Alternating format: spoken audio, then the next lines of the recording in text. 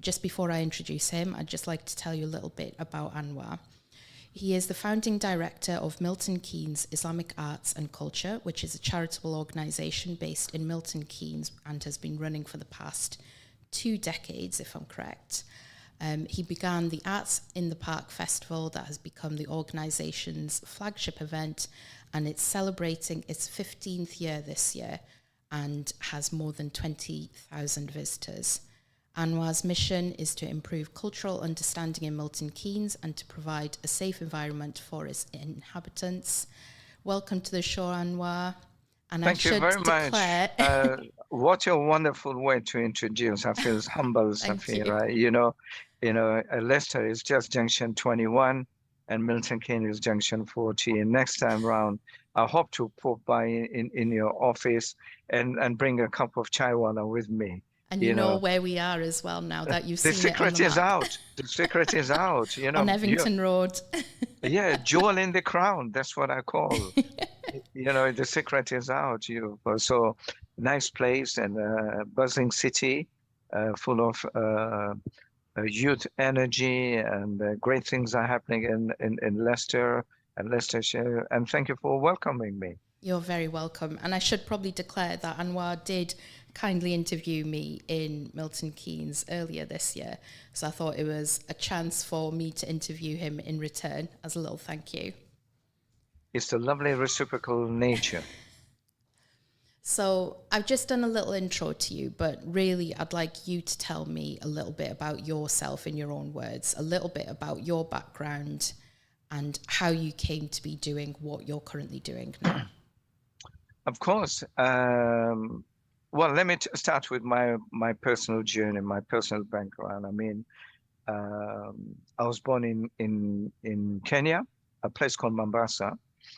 My roots, all generation, are from Zanzibar. It's an island of Kenya and Tanzania. So we came to UK when I was a toddler in late '74.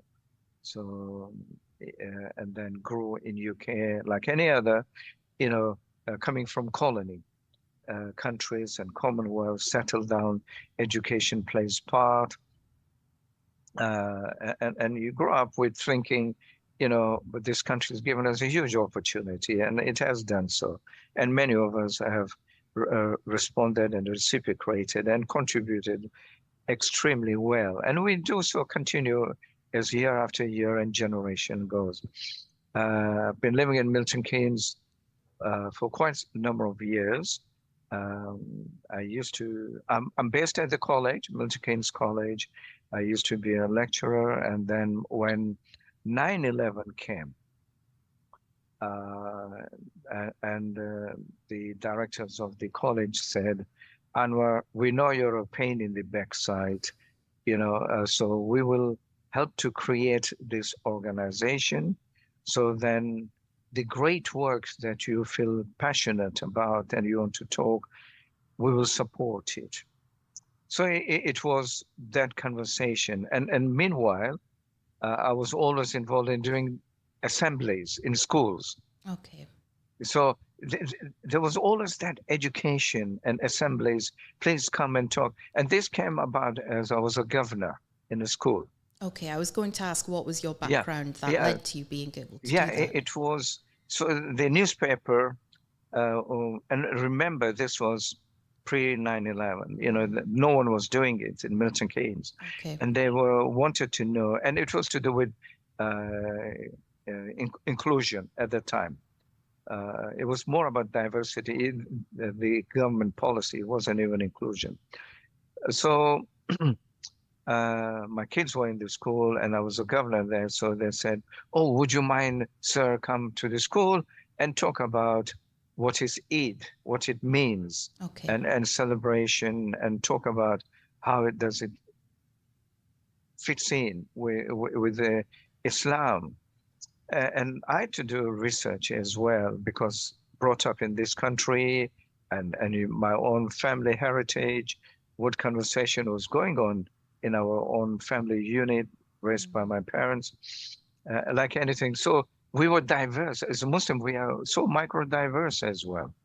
So, we took that conversation and we created MKIC. And at that time, uh, we decided 9/11 when it happened, that kind of prompted the go ahead that we need to talk positively, counter the conversation where the media was pointing out that all Muslims were extremists or terrorists. And I said, well, no, hang on, there's Islamic civilization. And we've contributed positively to all society and civilization. Yeah. And I guess with you setting this up, and you've mentioned there about going into schools and speaking about Eid and Ramadan for the first time, a lot of people that you would have been speaking to, it would have been their first connection to the religion, to the culture, and even with the events that you're doing now, sometimes it's the first interaction that people are going to have with that particular side of the faith or the art that you're talking about. How do you ensure that you are doing it in a sensitive way, but also engaging people who may not be familiar with that work? Right. Very good question. How, engaging people in sensitive way and everything. Of course, it all starts with, Safira, with planning. Plan. There's not enough plan and understanding where you're going and the audience is who they are. And have in your mind, the outcome that you want to achieve. And of course, do be open to ask for help if need be. And I have been doing that. I must share that, I did make mistakes and everything. And you learn from it. It's a journey. So from those mistakes, and then you develop, people then respect you Yeah. for making mistakes, and then you ask for help from your own society or good friends. At the end Uh, of the day, we're all human, yeah, making yes, those yes, mistakes. Sometimes people, like you said, absolutely. they can respect you for that and then Yeah, want to work with I've you. I've I've hold my two hands in the air so much, Safira, I'm building muscles, you know, in my forearms, so going, when you're a child, you do this exercise, head, knees, and toe, head, knees, and toe. Have you ever done that? Yes, many times. Yeah, well, before you know, you're developing muscles everywhere. So, and I thought, Absolutely. and I said, well, hang on, we must talk about the beauty. We Yes. do have richness. We do have, and no one was talking in Milton Keynes about the beauty. Everyone was talking food, and even the schools were talking about food. I said, well, hey, but miss, there is more in Islam than just food. Yeah. There's arts, there's culture, and there's things. And of course, that was the conversation I wanted to separate. Okay, Yeah. food is one side, but there's a heritage, um, and they couldn't see that connection. And it's also, and I don't blame them because the teacher did not have resources. The Ofsted never produced resource such things. It Yeah. is always grassroots level pushed. Completely. And that's where people like yourself would come Yeah, in with that absolutely. So knowledge and work with So them. yeah, absolutely. So we did research, and I have got good friends and professors and everything. And I said, how do I go about this? This is on mainstream media, 24/7. 9/11 happened, and we're bombarded. Everything is bad. Everything, Muslims are terrorists. I was looked upon quite differently. Many Somalian ladies were spat on in Milton Keynes because of the nature of the cultural dress they wore. Sikh young boys were bullied because they thought they were Taliban boys. I said, well, so we started to do a lot of school workshop in terms of doing Islamic arts, but educating at the same time. And what was the reaction that you had or the engagement that you had Well, from the community then? mixed mixed reaction because they never. I'll tell you why mixed, because they had preconceived view of who I was and what I was going to deliver. Okay. But my roots, yeah, where I was coming from, and the education and the research is, and Islam teaches us always take the middle path. One could say compromise, but no, it is that you're engaging as from all aspects. Have a balanced viewpoint. And I had to relearn lots of things myself. I had to re-educate myself to understand how does this fit in as a British Muslim, Yeah. where to go, Especially and if you're giving that information to other people, you just want to make sure that you've got the correct facts that you're able to give to others who aren't familiar with it as well. absolutely, Safira. And do you know, the Islam is in faith perspective here, and I put my hand up and say I'm not a Maulana Sahib or Sheikh or anything. I'm just an ordinary Muslim who knows a very small amount and follow it to the best ability. But you seek help and understanding how to do program, how to develop program that is inclusive. And one of the things was about our Ibrahim alayhi salam. He had a very moderate approach that was very inclusive, and so did our Nabi. He was inclusive. And one of the thing example that I played, and forgive me for saying this, there was a circumstance, a situation happened, and a big hoo-ha in Mecca, all these tribes and all these people having a go at each other. And one of them said, the first person comes from that corner, we will ask his advice and we'll let him put the stone in the corner of the Kaaba. And it's authentic conversation, hadith, if you can say.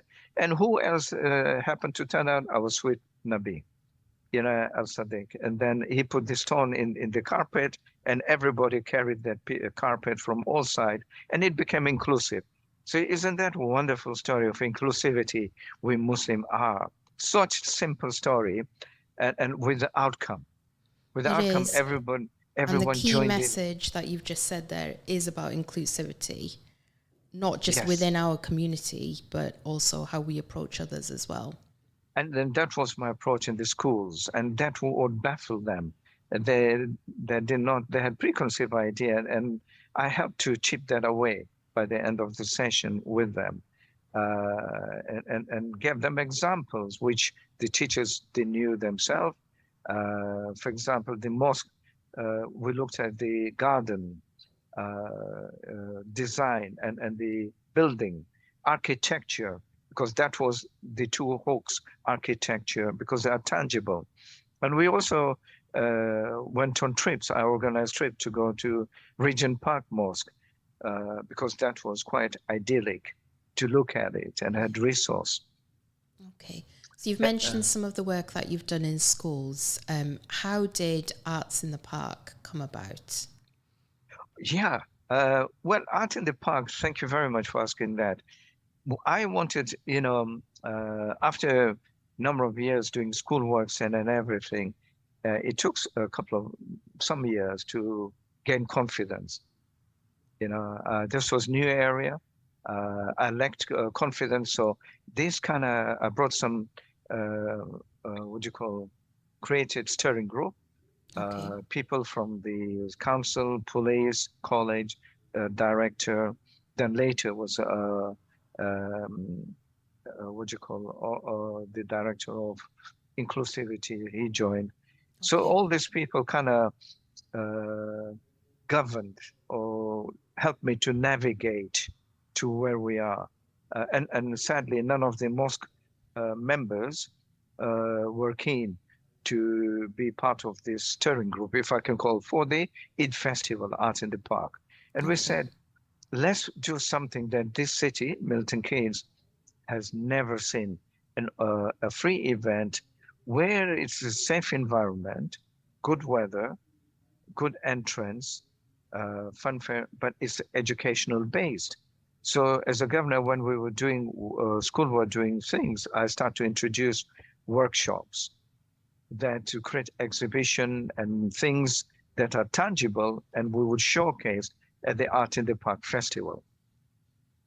So it became very education-led. It wasn't just foodie. No. I went to other places, for example, in Luton and um, in London. You know, we all gravitated London, Eid in Trafalgar Square. You know, I went twice to understand what they were doing. And it's always very food related. And later was Nasheed. But, you know, it served Muslim community. Yeah, completely. Because And the indigenous community, it did not click what is Nasheed. mm, You know, it didn't. And for me, 9/11 was to educate all society, not just Muslim society, but also the indigenous community, the other community, ethnic community, that Muslims who live in this country, who came from the colonies and Commonwealth, they came with great skills and they have been contributing. And suddenly we've been told directly and indirectly by the media uh, that we all are extremists and terrorists. This is how we were perceived. Uh, and I felt it. I personally felt it. However, and I said, no, that gave me the energy and I said, no, we have to do something. So we created Art in the Park Festival, 2 days event, and people started to, you know, from 8,000, 15,000, 18,000 to now we get regulars that we know that they will attend. And they now it's come to the stage, they look forward to it. We get the yeah, audience of people, families to come from neighboring towns, yeah. Northampton, Leicester, Watford, Cambridge, Bedford, Luton, Dunstable, and some from London have been coming. I So think they it's do, right across the board now. You've got people from all over the country, and you know, I can attest to yeah. that as well because you kindly invited me last year to come to the Arts in the Park event and to be part of it. And it was my first experience there, but I loved it so much that I wanted to come again this year.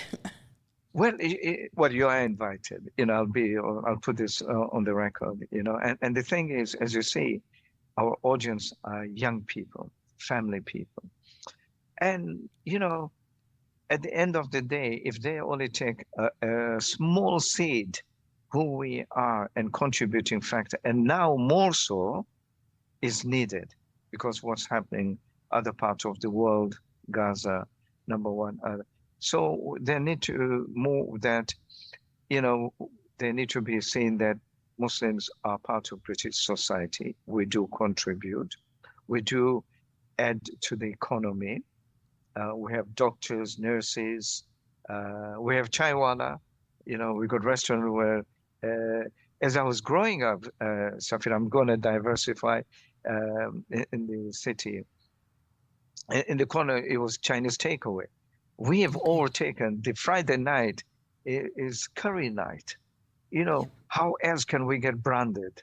You know, so Friday night is a curry night, and water carry on, it goes on.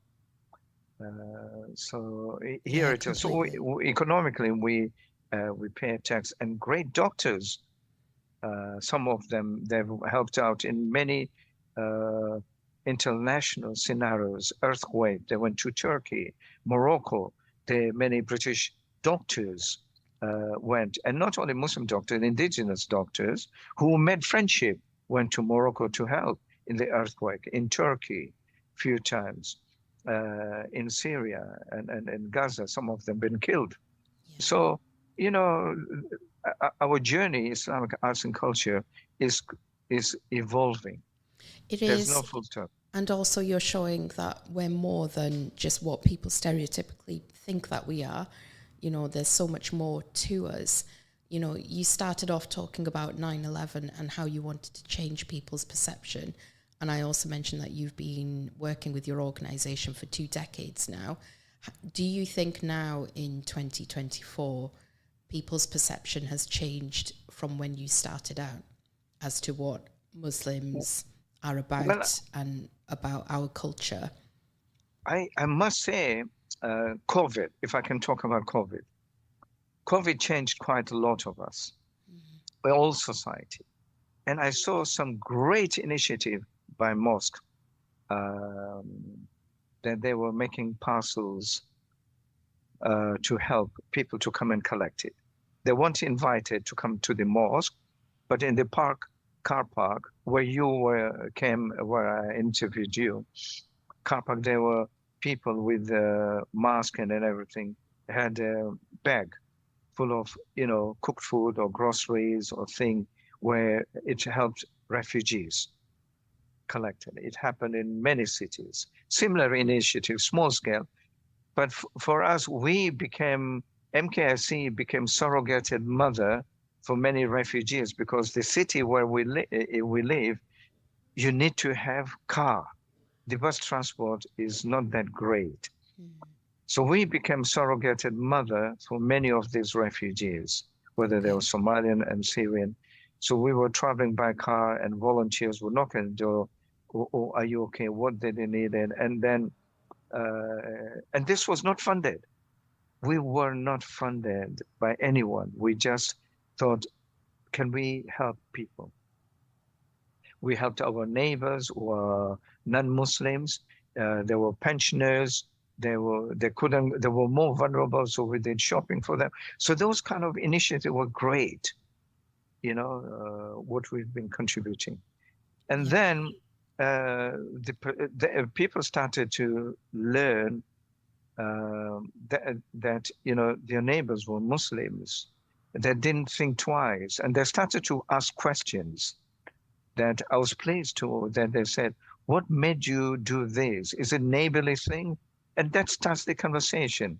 No, it is part of our culture, our faith culture, that it allows us to be who we are and look after our neighbors first. So those kind of conversation kind of evolved and then it kind of unfolded. What does it do? Well, I said, well, can I talk about our rich art? What do we do? And art in the park. Please come when we open next time. So those kind of things, we need to keep on doing it. And now with the Gaza situation, we mustn't sit on our laurels. We need to do more and more, being creative, cultural organization, and help where we can support artistically, culturally, that we are bench setters. Yeah. We forget that, and we need to install in our madrasa, the Muslim bench setters. Look, 14,000 years ago, we introduced alcohol to clean the medical things. We introduced how to operate cataract eyes. We introduced a unique technology which resulted to AI. There are a lot of kind of science. Look, Surah 45 to 47. It talks about science, about solar system. Now it's all there, but sometimes it's to do with the confidence. We become shy. And I think we that happens a lot in our culture where we sometimes stand back and we let other people do things or dictate to us how we should be doing things. And we're not often standing forward and saying, this is how it should be done, or this is what we think should be done. I know. And this is very true, Safira. But, and if you're, assertive person and you're very passionate and everything, you will overcome the challenge. It will take times. The walls you need to break, I like Pink Floyd. I know this is a different platform. I grew up with Pink Floyd with the song, Sir, Another Brick on the Wall. That song, please do check it out. And it has a metaphor. Yeah, I'll have to look it up now. Yeah. Pink Floyd, I grew up with that music. And one resonate is, sir, is another brick in the wall. And as a student and people at the time, it was such a difficult period. There was social unrest about miners, miner strikes, and many things were happening in UK and around the world. So that brick became a metaphor of challenging, of bringing change. I saw it. So here I use that metaphor When I face challenges, I said, what brick we can add and swap it around to bring change. And it's interesting because you said that your organization came about because of 9/11, or that Correct. might have been the catalyst for that. Catalyst. Yeah, prompted. And now, with what's happening in Gaza, I see a lot of people wanting to stand forward, wanting to do things, creatively in an art way, but also for charity as well. But it just prompts people to do more and be a little bit more visible as a result of that. Sometimes these world events just kind of I lead to think, that. yeah, it's, the Muslim by character, by nature, and Islam by faith, we are very inclusive. And this doesn't sometimes come out positively, or we don't make a song and dance about it. And if you look Surah Hujurat, beautiful verse there, Allah created tribes to know each other. And that inspired me to our creating another huge program, a successful program, if I may allow to talk about it. It's called City of God and Light Festival. Which is one of your other projects as part of the Yes, yeah, organization. Okay. yeah. For 4 years, we've been doing. We've bench set in Southeast region. It's been acknowledged by many funders at Art Council, and our CEO of the council is a huge supporter, because we are Milton Keynes is the third city in the UK, city of innovation, and this can be checked on the government website. So it kind of plays in, and of course, Bletchley Park was a place that made a difference in bringing the war much earlier to Yes. end, by breaking the Enigma code. And hopefully, you've all seen this movie. It usually comes every Christmas.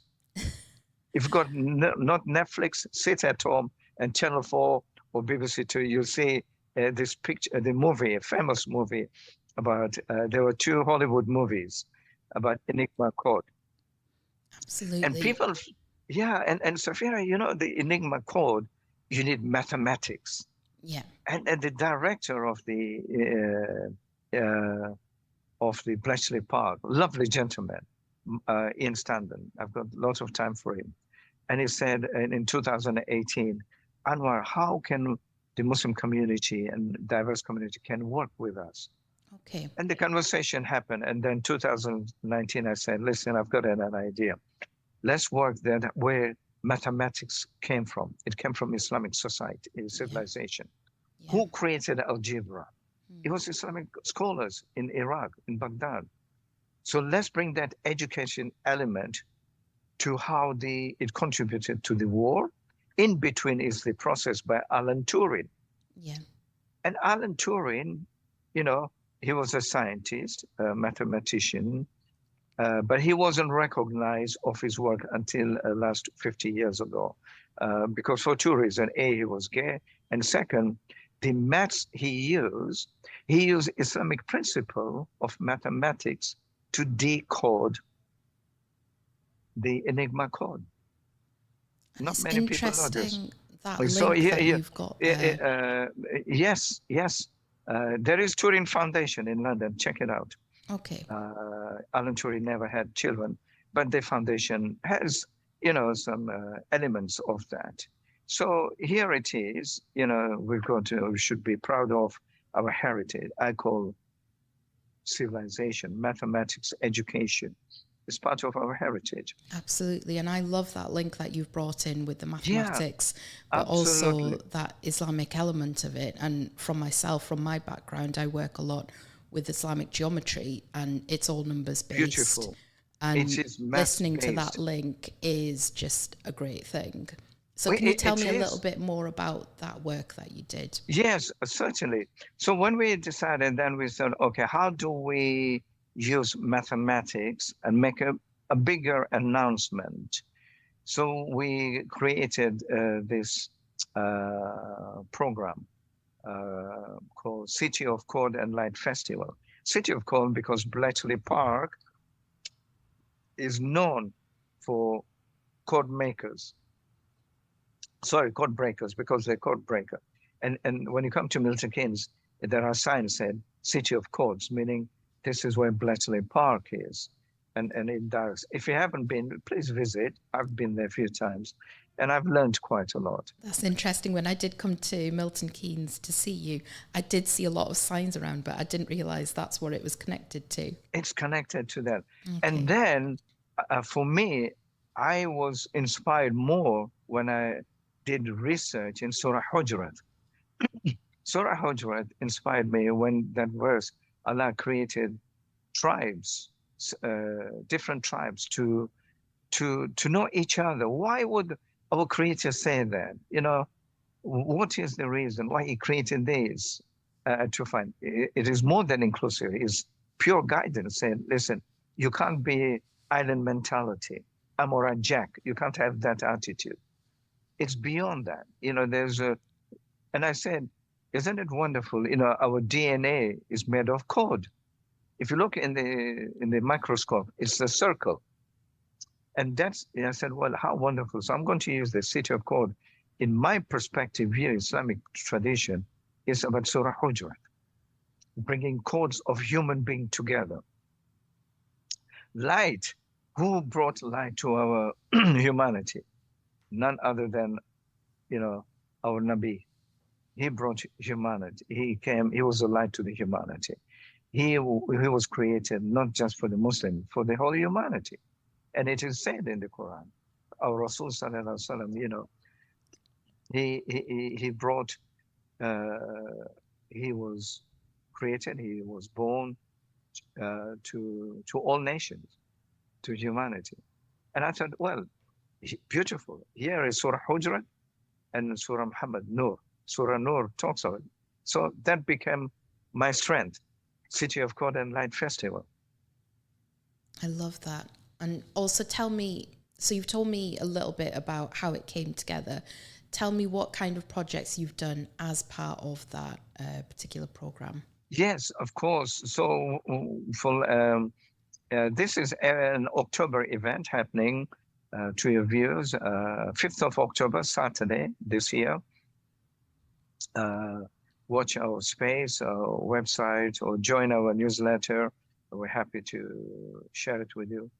So we already have embarked, and last year, the world and the Prime Minister created an AI summit in the world, first in Bletchley Park last year. Okay. The first World Summit about AI, and Elon Musk was here, and many of those people of that caliber, and about 50 British scientists all around the world joining in that conversation. So I said, well, how wonderful to talk about this year's City of God Light Festival at the back of AI. Especially when they're all on your doorstep as well. Absolutely. But AI has already been used in medical profession, in an operation, cataract eyes, keyhole surgeries, heart, and that. And the recoveries are remarkable, very fast and everything. So we're saving human life in that sense, you know, to have a better mobility. But AI is also some area ethically we need to learn more, because I myself, I'm not a learned person around AI, but I do feel ethically much discussion needs to be done. So we're using mats to create an installation. We're going to illuminate the library in Milton Keynes. And library, why we're illuminating the library? We've done many buildings. Year before last year, if you remember, it was Queen's Jubilee. Yes. Platinum Jubilee. So we were commissioned by the council to illuminate the city. So I had to go and ask Bishop's permission, and it's on our website. So I said, what a beautiful building. Our church in Milton Keynes is a mini version of what's in London, that church, a beautiful church. Is it St. Paul's, possibly? St. Paul's, it's a mini St. Paul's. But there was another thought, and the bishop, you know, sadly he passed away in Easter in his sleep. Lovely guy. He was charismatic. He was my mentor in interfaith relationships. So I do miss him. So anyway, so he went, looked and asked me, what are my thoughts? And because it says mini St. Paul, but do you know that centuries ago, mosque never had minarets. The architecture-wise, it wasn't there right at the beginning, but it became when our Nabi wrote to a letter to Byzantine, if you remember that story. It's a long story, but Byzantine, the churches had that arc, dome shape. Yeah. And then I'm sure it was Othmania and dynasty, and they kind of adapted. And that reason was because by having the dome and having glass, it created air and light. Lots of light were coming through. It created, it illuminated mosques by that kind of dome. And I said to the bishop, do you know who were these scholars, these skilled people in Vatican, particularly when church were built in Sicily? If I give you, and you can get this information Wikipedia to your viewers. And so the first migration of Arab tradition or craftsmen went to Sicily, and they knew how to make glass. And the church leaders in Sicily, they loved the idea how to put pictures of the story of their understanding of Maryam alayhi salam, Virgin Mary, and them. So they asked the Arab scholars to create glass, to create that design to put in church. And that's how all the church adapted. If you go in your church in Leicester, there are glasses with the design and everything. So it was Muslim contribution in one sense. So I told him that story, and he said, how remarkable, so he gave me go ahead. So we created Islamic patterns on the church when we illuminated part of the Queen's Jubilee, but sadly she passed away. And the reason we did that, because Queen opened in 72 this church. So it was quite symbolic. I love that connection, but also with the church being involved, but you're using Islamic geometric patterns Absolutely. to put those on the outside. So you're kind of using the two together. Absolutely. And this philosophy and everything was inspired by two stories. One was by Sayyidina Umar when he went to Jerusalem, and then it was during the Crusade time. We had a scholar, I forgot his name, your technician may know, or he was, he went to Jerusalem at the time of Crusade, and he brought Islam there. I forgot it, Omar, I forgot his name, strange. But and there was a movie about him, about that journey as well, Hollywood movie. There was truth in that movie, but it was dramatized. It's so famous. Again, you can see that every Christmas it comes. Kingdom of Heavens, that's what they call that movie. Oh, yeah. Yeah, have a look. But there's a story about this gentleman. I forgot. Originally he was Kurdish, but he took over the place amicably, Jerusalem, and it became the focal point very much for many, many years. And people lived, Jews and Christian and Muslim, for centuries, been living peacefully. And that's the main thing, seeing them live peacefully. So, yeah, and he put that doctrine. So people misunderstand, and we get bombarded by newspaper negative things. So coming back to the program, so we are using different style of technology. We have a theme, and this year we looked at the theme of bees. We looked at the verse of bees in the Quran, and the bees are huge contributor factors of environment. So we're going to illuminate the library this time. There's a lot of element installation, and there's going to be a parade, digital parade, reflecting the shape of bees. Quite a lot going on. Can you just give us the date again for that particular event? Yes, that is Saturday, 5th of October. 5th of October. Yeah, it's open to all society. And Art in the Park is July the 13th. That's good. We talked about Art in the Park and I forgot to ask you the date. So that's July the 13th for that one. And I just wanted to quickly touch on, we've talked about all your amazing work, and you were awarded an MBE for your work. Can you just tell me a little bit about that? Yeah, I call it for my mischief. You know, I was, and I call it mischief because some of characters, you know, close friends, you know, they do, what do you call it, banter and then everything. So when this happened, 2018, so I rang my friend. I got an envelope delivered, a very, you know, yellow, you know, envelope, and I said to my wife, somebody's playing a joke, you know, and I think it must be him because that's his character. I'm not going to mention his name. He's still alive and living. It was very close. I said, well, he must be playing that. I didn't believe, so I put that envelope and the documents inside on a side. And then a week later, my wife said, what do you want to do with this envelope? I said, let me revisit. And I started to panic. I said, no, hey, listen, I've asked around people in the,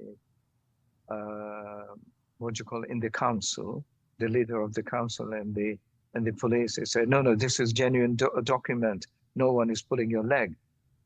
So I was invited to go to Windsor Castle, met the Queen, had a 10 minutes conversation. There were line of people, and we needed to be 8 in the morning in Windsor Castle because you already been security checked, but they do it again, and then you get tea. You need to have breakfast in your hotel. There was no there, but you get juice to drink. And we were not told who was going to give this award, but majority of people were from great scientists from the army who served in the Afghan war, who were lost, or people who lost their arms, legs, teachers, head teachers. And I was part of that, and I felt, well, why me? What have I done to deserve this? A big cross-section of people, and, you know, it's such an achievement to be able to get that. I'm just looking, sorry, just to round up, Anwar, I'm just coming to the end now, and I just want to say a big thank you to you for coming on the show, speaking to us about your work, but also supporting us as part of the Takhleeq Leicester, and agreeing to come on to be one of our supporters and our mentors. And I'll just quickly mention the Takhleeq Leicester. It's a new network to support Islamic arts, heritage, culture and creatives. And our next event is going to be on Saturday, 1st of June at 2 p.m. at the Attenborough Arts Centre. Please visit our Instagram just to see what we're doing and when our next event tickets are going to be available. I just want to say thank you to everyone, and Assalamu alaikum. Welcome, salam, Safira, and thank you and your